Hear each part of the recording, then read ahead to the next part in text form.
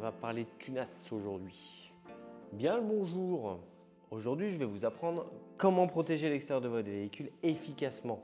Je vais vous expliquer la méthode vraiment complète, d'accord, avec différents produits. Restez jusqu'à la fin de la vidéo, je vous expliquerai comment avec un petit budget, on peut arriver plus ou moins à la même chose.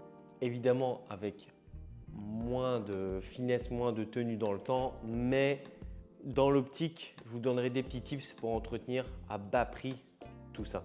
Là, le but, c'est qu'en fonction de chaque étape, je vous ai mis les produits que moi, je vais utiliser. D'accord? On va d'abord commencer par les jantes. Je vous avais présenté dans la vidéo précédente le savon que j'utilisais pour mes jantes. Je vous invite d'ailleurs à aller voir ma vidéo sur les shampoings. À côté de ça, je vais utiliser ceci.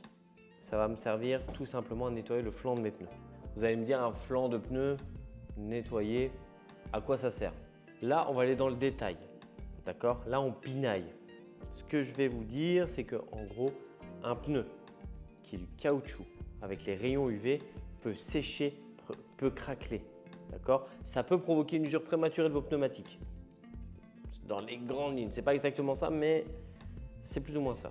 On verra plus tard avec quoi on peut le protéger, mais c'est très important si on veut le protéger lui aussi de bien le nettoyer. D'accord? Pour nettoyer mes jantes, ma méthode, ce que moi je fais, d'accord? Canon à main avec l'Aeronix Snow Soap. La dilution, vous mettez en vrai ce que vous voulez comme dilution.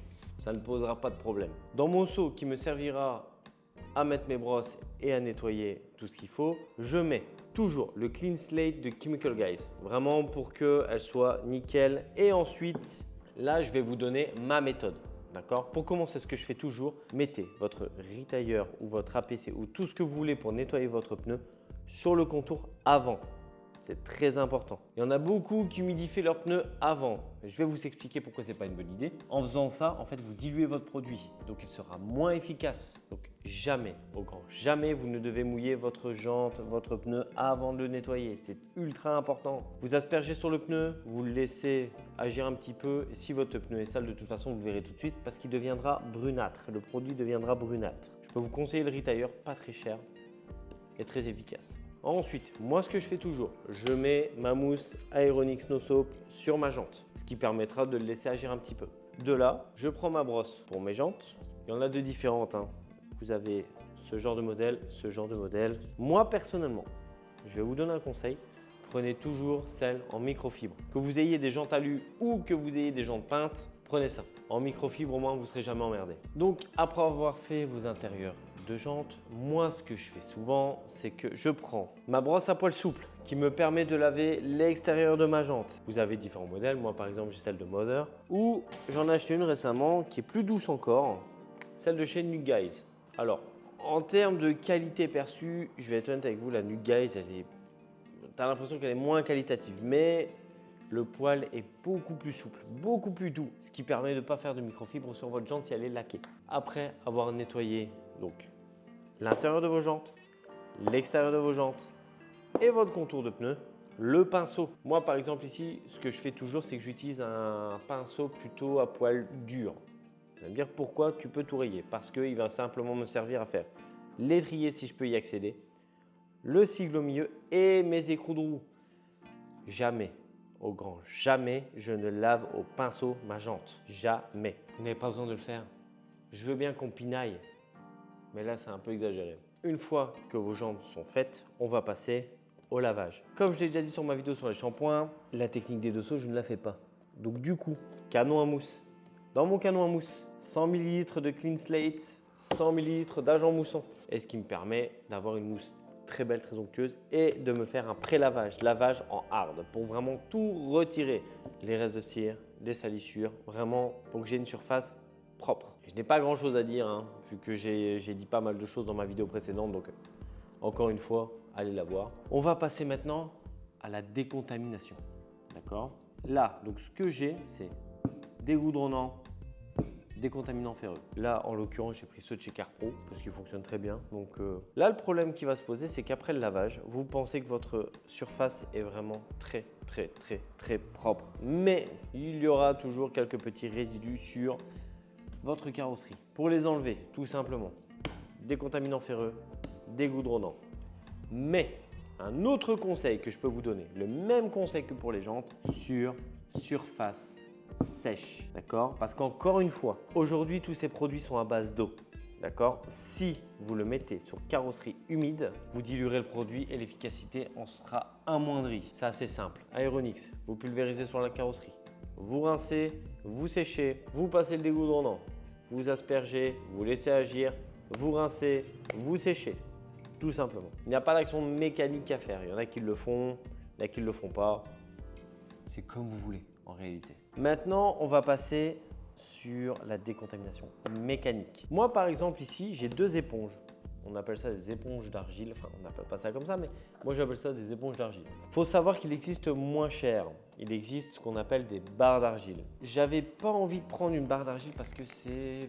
En vrai, la prise en main, c'est assez fastidieux et ça m'est déjà arrivé de les faire tomber en fait. Mais si votre barre d'argile tombe, elle est morte. Je suis honnête avec vous, si vous utilisez des barres d'argile et que votre barre d'argile tombe par terre parce que vous l'avez fait glisser ou ce genre de choses, c'est fini. Vous devez la jeter. Ça m'est déjà arrivé quand vous passez à la décontamination mécanique, toujours muni d'un lubrifiant. Parce qu'il faut savoir que si vous ne lubrifiez pas votre carrosserie quand vous passez, que ce soit le gant d'argile, l'éponge d'argile, la barre d'argile, vous risquez de faire des traces d'argile. On appelle ça du marring. En fait, les traces d'argile à retirer, c'est une vraie galère. Donc, ce qu'on fait, du lubrifiant ou si vous avez un canon à mousse, vous aspergez avec de la mousse et ça permettra d'avoir une surface lubrifiée. Ou bien, autre chose, si vous n'avez aucun des deux, ce qui serait dommage parce qu'à partir du moment où vous faites une décontamination mécanique, pour moi, vous prenez le lubrifiant avec. Ça me paraît logique. Mais si jamais vous n'avez aucun des deux, vous prenez une eau savonneuse, vous aspergez un petit peu, vous prenez un spray, qu'importe le spray, un bête spray, vous mettez du savon noir dedans ou du liquide vaisselle, vous aspergez en même temps, vous passez. Ça lubrifiera la surface, ça fonctionnera très bien. À partir de ce niveau-là, votre surface est normalement impeccable. Vraiment, si toutes les étapes ont été bien faites, bien suivies et qu'il n'y a aucun problème, votre surface est vraiment comme sortie d'usine, c'est-à-dire aucune impureté, vraiment très clean, rien, absolument rien. On va pouvoir passer aux protections. Moi, ce que je vais vous conseiller, toujours, si vous voulez une bonne protection pour les rayons du soleil, pour les rayons UV, protéger votre vernis et avoir un effet hydrophobe si jamais il pleut, ça peut arriver, et vraiment avoir un finish impeccable. Je vous conseillerais toujours des cires en pâte à base de céramique. Pourquoi ? Je ferai une vidéo là-dessus pour vous expliquer un petit peu toutes les cires. Je pense que je la ferai durant le mois. Mais là, tout ce que je peux vous dire, pourquoi privilégier une cire à base de céramique plutôt que de carnauba? La cire de carnauba dans le temps ne tient pas, il faut le savoir. Moi, personnellement, une cire de carnauba, je l'appelle une cire de showroom. C'est-à-dire que pour présenter une voiture, c'est génial. Si tu roules avec ta voiture, ça ne sert à rien, tout simplement.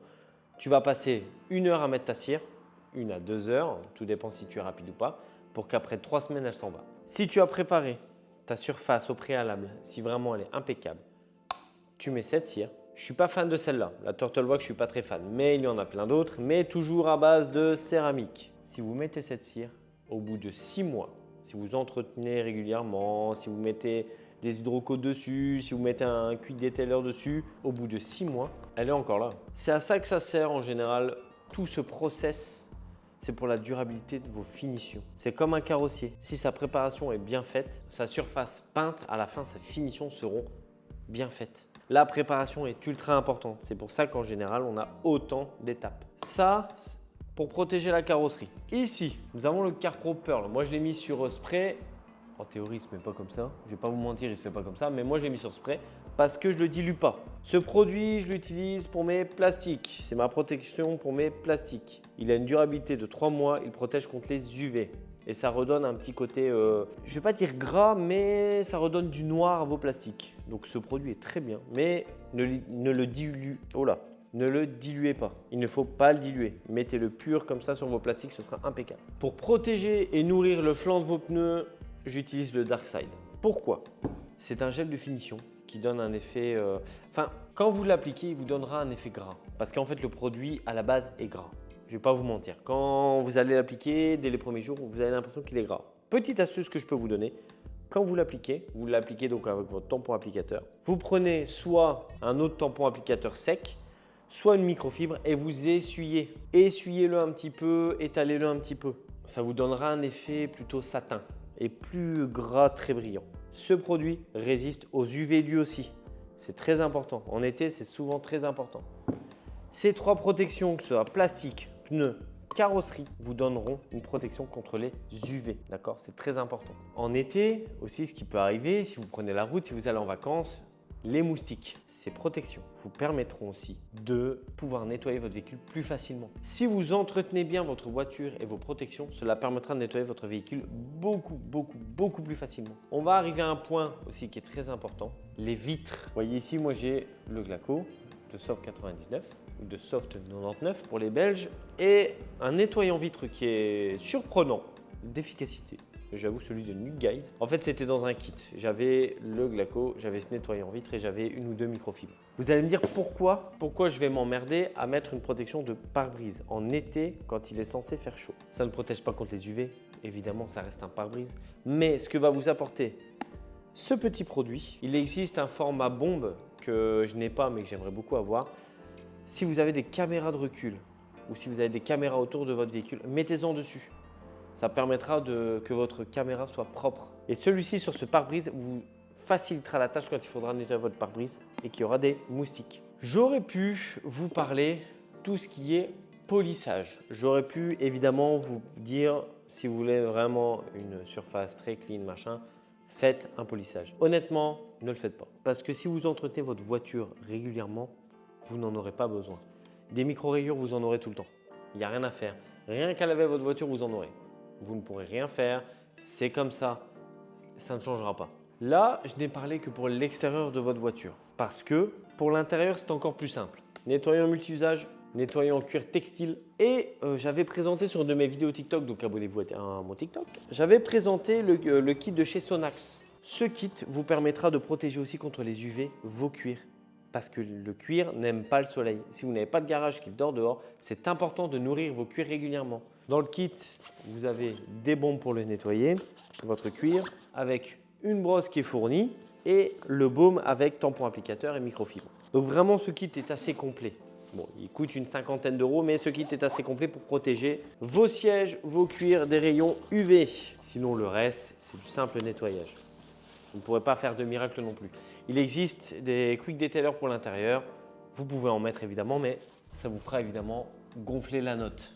Donc n'oubliez pas, nettoyant multi-usage, nettoyant en cuir, textile. Enfin, c'est pas cuir textile, c'est cuir tissu. Maintenant que je vous ai expliqué comment protéger votre véhicule, on va parler prix. Pour tous ces produits, et attention, il n'y a que les produits. Je ne compte pas les accessoires tels un canon mousse, tel un canon mousse à main, les gants de nettoyage, les microfibres et tout. Ça, je ne les ai pas comptés. Tout ce qui est pinceau et tout, je n'ai pas compté. Rien que pour les produits que j'ai actuellement ici, dans les formats que j'ai actuellement ici, ça vous coûtera la coquette somme de 320 €.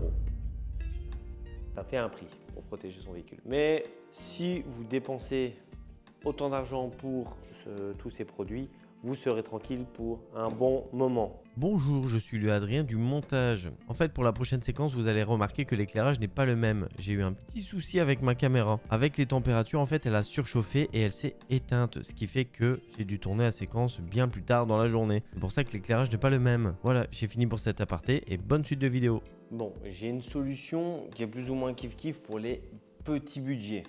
320 €, je sais que c'est très conséquent pour t'occuper de ta voiture. Donc, je vais te donner une solution vraiment pour les petits budgets.